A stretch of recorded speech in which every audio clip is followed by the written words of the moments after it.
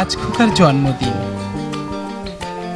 2 যুগ আগেকার কোনো এক অমাবস্যার রাত আমার শূন্য কোলে পূর্ণিমার চাঁদ উঠেছিল।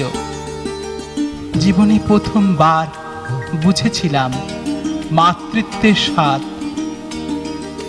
সেদিনই প্রথম মা না হয়েও আমি মাতৃসুখ পেয়েছিলাম। অন্যের গর্ভজাত সন্তানের মায়ের আসন পেয়ে সেই চিকিৎসালয়ে আমার আজন্ম প্রণাম। সেখানকার একজন সেবিকা বলেছিল আমার অসুস্থতার হেতু যাওয়া সেই চিকিৎসালয়ে।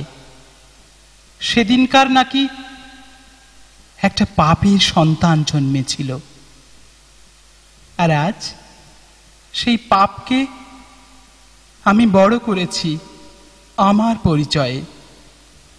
কেউ জানে না এক মাতৃহীন সন্তানের মা হওয়ার কথা, সন্তান ধারণে অক্ষমতার দুঃখকে ভোলার ইতিহাস, আর অন্যের পাপকে সন্তানকে আপন করার কথা। সেই পাপের ফসল আজ আমার গৃহে অমূল্য আশীর্বাদ।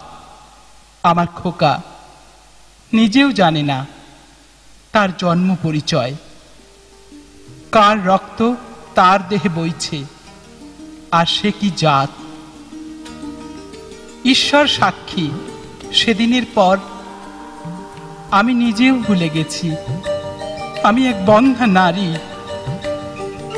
একটা জারদ সন্তানকে কোলে নিয়ে সব ভুলে গেছি।